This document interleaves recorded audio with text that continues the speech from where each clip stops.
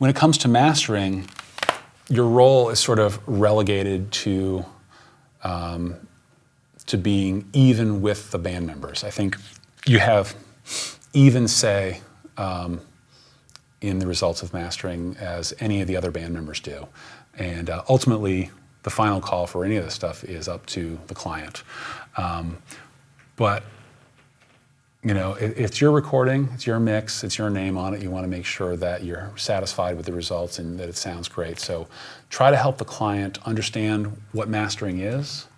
Help the client choose a good mastering engineer. If they ask you for some recommendations, you might want to recommend some people that you've worked with in the past that you are happy with and think do a great job mastering your mixes, then that you have a great working relationship with.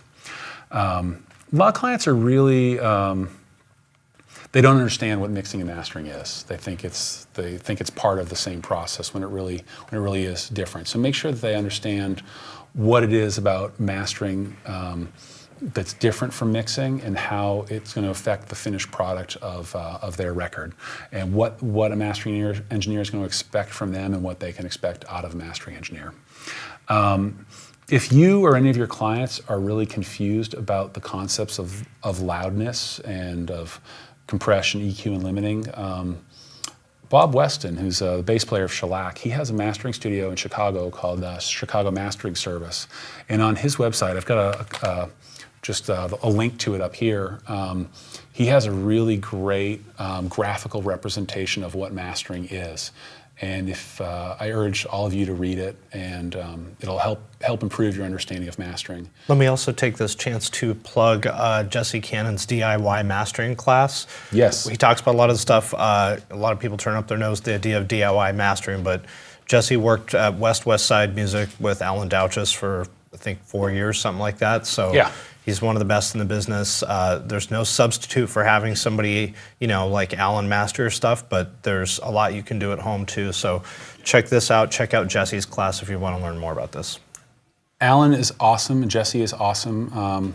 You know, Alan's mastered quite a few of my records, and you know, so he really knows his stuff, and he's a great mentor for everyone who's gone through that studio. So yeah, definitely listen to what Jesse has to say, and I'm probably going to contradict some of what he has to say, but that's okay. We all have opinions. I thought there was only one right way to make music. Well, that's the thing about music, is that it's this amorphous sort of subjective thing. We're talking about a lot of like really objective things, like how do you place a microphone, but like who cares? You know, it's all about how does this music make you feel, and so you're doing all these technical tasks that have a very sort of subjective, amorphous goal. So there is no right or wrong answer. So listen to what Jesse has to say, and even though he's wrong, and just kidding, Jesse. Sorry, Jesse.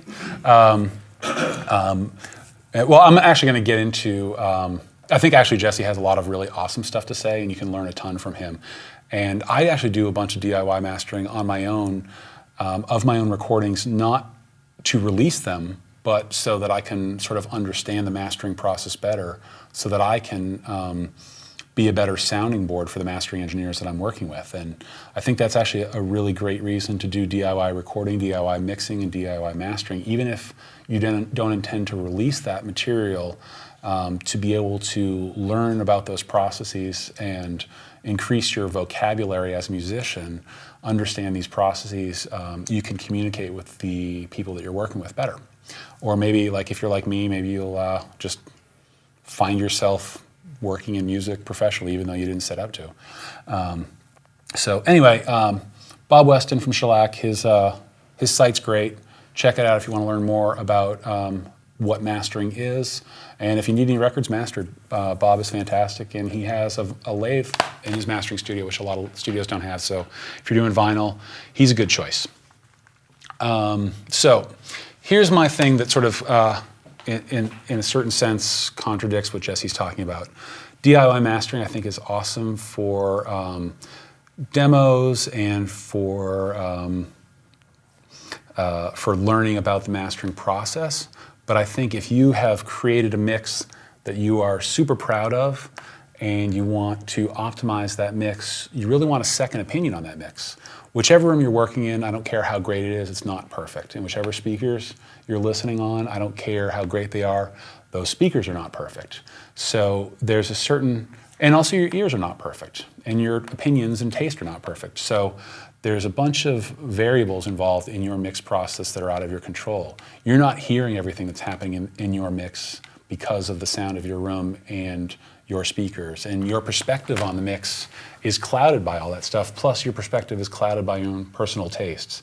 So I think it's really important to have another person master the mixes that you're really proud of in a different space, with different ears and different speakers, because that's your second opinion. That's the person who's going to catch every little thing that you didn't catch in your room. Maybe you have some standing waves building up at certain frequencies in your controller, or maybe your speakers don't have the greatest stereo imaging, or have some sort of voids in certain frequencies. You might not catch some stuff that your mastering engineer in their room will catch.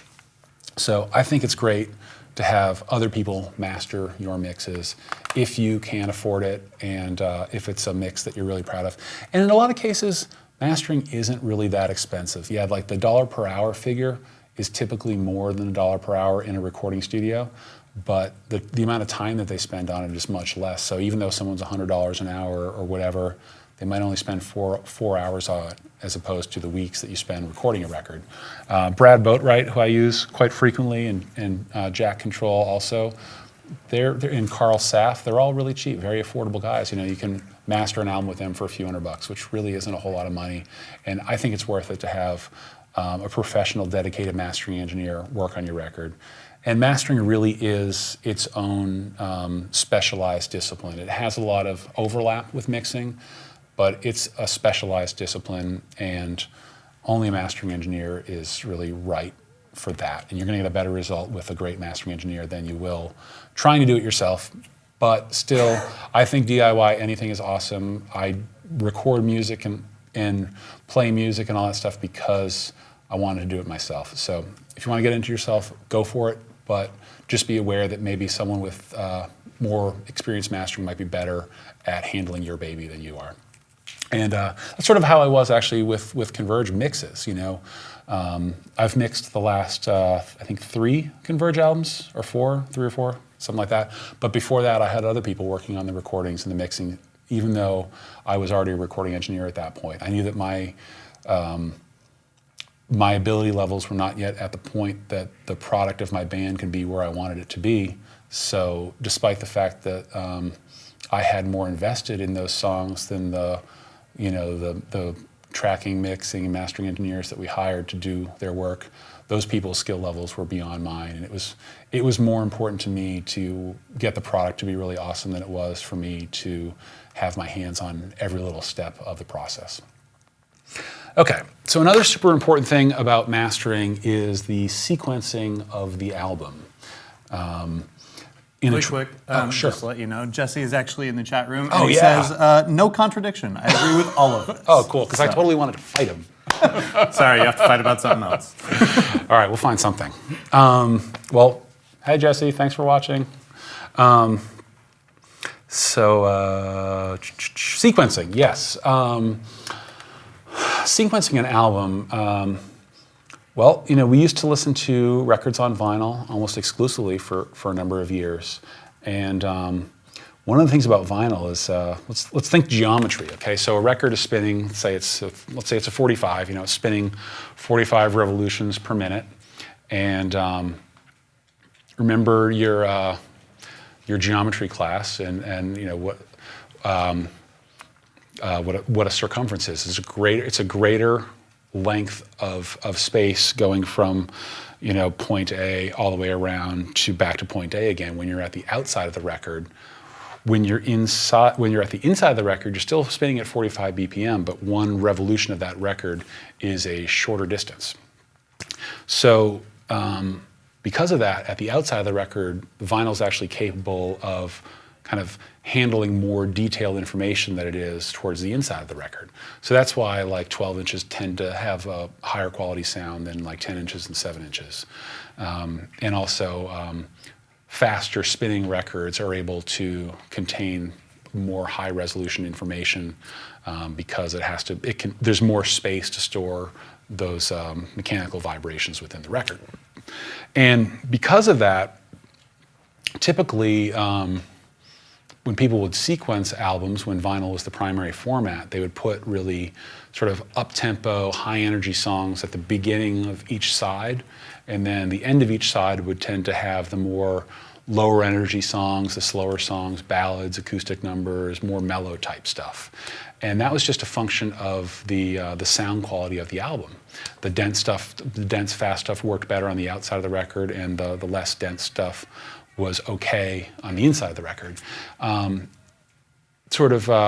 Just a happy accident, pacing an album works really well that way. It's nice to have the real high energy stuff to sort of set off the beginning of an album towards the beginning of the record, and then a little bit of a break kind of in the middle of the record, and then the beginning of the B-side, which is, you know, the middle of your CD or whatever, sort of bring it back to life. So a lot of times you'll have your strongest songs in position 1 and 2 on either side. So think about that stuff as you're creating a record, and also think about think about who your audience is. Are they intimately familiar with your band, and are they ready for your next record? Like if you're Neurosis, for example, or the Melvins, like you have like a ravenous fan base that are going to listen to the record from start to finish no matter what. And if you want to do a sort of sequence that eases them into the record and then peaks in the middle and then eases them out, you can do that. And because the people who love your band are, they love your band, and they're gonna follow you every step of the way. If your band is a little bit less proven and you're looking to make a great first impression, then you don't want to mess with your audience. You might want to front load the record a little bit. I know that that's a lot of people's pet peeves, but I think that like the first 2 or 3 songs are super crucial. Give them. Some people even, actually Todd from Nails, you know what he does? Every time he listens to a record, very first thing he does, track 2. Doesn't care about the baloney that people are doing on track 1. He thinks that because a lot of metal records have stupid 1-minute intros at the beginning of them. Nobody cares. Just give me some good stuff right at the beginning of the record. So Todd skips to track 2 all the time, almost every time he listens to a new record. So your first few songs should be bangers. Depending on the length of those songs, I'm assuming that the first few songs are the shorter ones. Sort of show your audience that you mean business, and then by the time you get to tracks 3 or 4, maybe somewhere between 5 and 8 minutes into the record, that's when you want to start showing some depth. So songs that are maybe a different tempo than what's typical of the record, or a different feel, or something that's a little bit, out of left field. You want to bring that in somewhere around 3 and 4. You don't want to save all the oddballs for the end, because then people will just kind of shut off the record too early. But you want to kind of disperse that stuff throughout the course of the record. It's really hard, especially in this day and age when people don't tend to listen to albums. They mostly listen to individual songs. It's really hard to find a sequence that will both keep people interested over the course of the entire album, while also not being so diverse that it's off-putting. And if someone's in a certain mood and then you just kick them out of that mood right away and then send them back to another mood, it can be a little bit off-putting. So try to make it a cohesive flow over the course of an album. So think about the keys of the songs as they relate to one another from song to song. Think about the tempos. One thing that I do related to tempo is if a song ends short, or if a song ends without a retard at the end, sort of count out the ending of song 1 and then make song 2 come in on beat. Maybe it's 2 beats, maybe it's 4 beats, maybe it's 8 beats, but it'll help. It's a very subtle thing, but it'll help the record feel cohesive if you don't just fade out the end of the song 1, wait 5 seconds, and then bring in song 2. Count time so that song 2 comes out of song 1 in a logical fashion.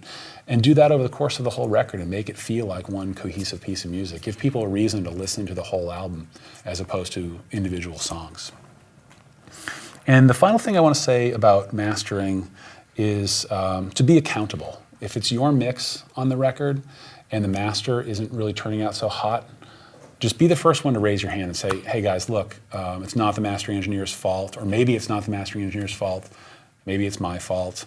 Let me try to mix this again. or say, hey, I should have recorded this another way, and I apologize, but I think that this is the best he can do with the master. Maybe that's the case, but be willing to accept blame. And if you have a trusting working relationship with your clients, they shouldn't be too upset with you. They should be, again, it goes back to keeping them in the loop. Don't deflect blame onto them or to your mastering engineer. Just be willing to accept that maybe things are your responsibility. So, that being said, let's check out some of the mastering iterations that happen with this record. Before I play any of these things, I want to say that I've kind of I've turned down all the masters 6.5 decibels inside Pro Tools. So as I toggle between the different masters and the mixes, you're going to hear them at sort of this close to the same perceived volume. So because it's really important to let your client know that your mix volume is not the master volume. A lot of times the first mix comment you get is like, dude, it's not that loud. But it's the mix phase. It doesn't matter. So use the volume knob on your stereo to adjust for that. Doesn't matter the output of the mix. So I've done a little bit of work inside Pro Tools just to sort of compensate for that mix versus master volume. And and so let's check that out. I'll play you guys the, you know what, I'm gonna switch over to XOR solo mode, and I'll play you the final mix, and then I'll play you the 3 iterations of the master. The first one was very true to the mix, and then the guys chimed in that they wanted it still even a little bit glossier. So the second master was quite a bit glossier and sizzlier. I asked Brad to go back, Brad Boatwright from Audio Siege, who mastered it. I asked him to go back and see if he could maintain that brightness but reduce some of the sizzle. And I think he actually went in with a dynamic EQ and sort of sought the hi-hat frequency and was able to kind of turn down that frequency whenever the hi-hat was being played. So kind of a neat little trick of his. So let's check out a little bit of the final mix, and then I'll toggle over to each of the 3 masters. So keep that in mind. It's going to keep getting brighter.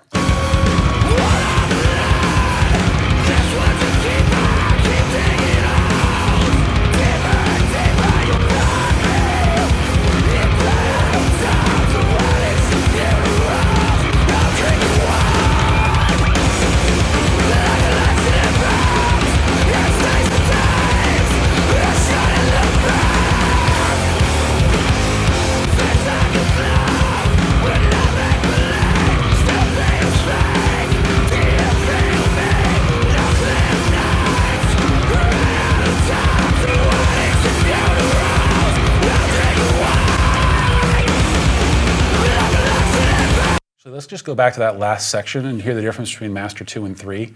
That's with the dynamic EQ on the hi-hat. Whoops, a little further back. Oh, remix. Remix.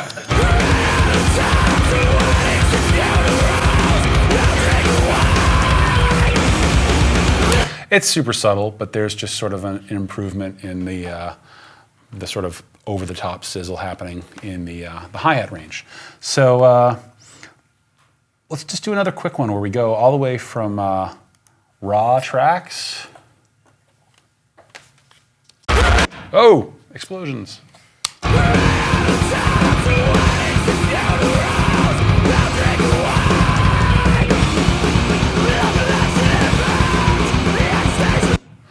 Okay, and then final mix.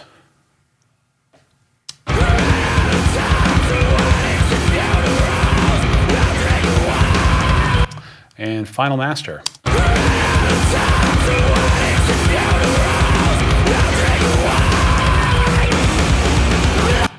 All right, so that's pretty much the evolution of what I did on this song. And we have reached the end of my prepared material. That is fantastic. Yay! I love it. Yay for Kurt. Kind of early on when you were showing us the evolution of the mix, like really early on. Bright Black Earth and Pataton point out like, holy crap, if that was my final mix, I'd be totally stoked on that. And Pataton said me too. So the question is, how do you know when you're done? How do you know when you like are ready to pass it on to somebody else and need to stop working on it? Because we can work on our stuff forever. Yeah, and that's actually one great advantage to working in the analog domain, is that the mix has to be done at a certain time, especially like, I mean, I'm pretty busy in my studio, so I can't leave the gear patched in indefinitely, you know, like I'm flying home tomorrow and then I start recording a band the very next day. And then I'm going to be recording them, and then I might have a day or two off, and then I start on the next band. So the mix really needs to get finalized within the time they've booked. Otherwise, you know, because I have to unpatch everything and move on to my next project. If you're mixing in the box, then yeah, mixes can just drag on over and over and over again. And so I think it's really important to sort of set limits for your clients, make sure they understand that your time is valuable, and that there's sort of like a limit to how much you can do. And yeah, so just, but it's certainly a tough thing to manage. The better recorded things are, the less you have to do in mixing. So as I've become more experienced at recording, I've become more brave in the choices that I make when I'm tracking to push me in the right direction in mixing, so I don't have to do quite as much while I'm mixing. And then if you're tracking a band live, you can be even more brave because you really have a great sense of what the final mix is going to be while you're tracking it. And then it's really just a matter of sort of balancing things and optimizing them. Yeah. That's awesome. So we've been here for 2 days. Do you have any kind of final thoughts? Final thoughts, yeah. Wrap things up, put a bow on it. Yeah, I think I kind of set it up at the beginning of this segment, my final thoughts, but yeah, it's really, recording is a super complicated thing that's requires control of a lot of different elements. You know, you're dealing with human beings who have a great amount of emotional investment in these songs that they've created. These songs are a representation of who they are. And they have, if you are, whether you're a member of that band or a recording engineer that's been tasked with recording this band, you have a great responsibility in order to help these people see their artistic vision through to the end. And hopefully you enjoy who the people are and you enjoy the music that they're making and can really invest yourself and enjoy the process of making songs with these people. And I would urge all of you to you know, consider yourself an additional band member in the process, and to treat them and treat their songs like you would want someone else to treat your songs. If people see that you care and you demonstrate that you believe in what they're doing, then they'll trust in you, and your working relationship with them will be better. And you know, try to have fun and enjoy your life and enjoy the music that you make, because if you enjoy what you're doing, the quality of your work will be much better.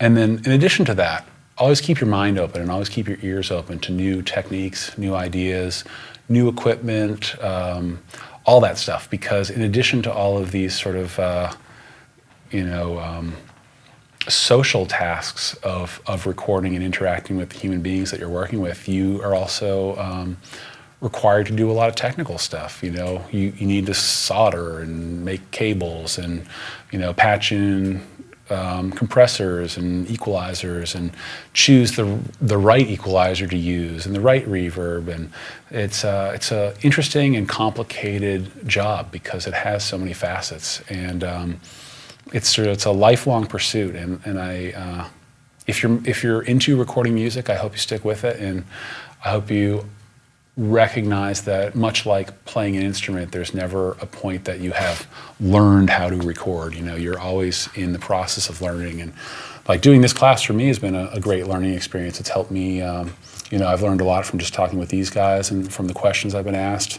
but also having to organize my thoughts in preparation for this class has helped me learn about sort of the interdependency of all of the different elements of recording music.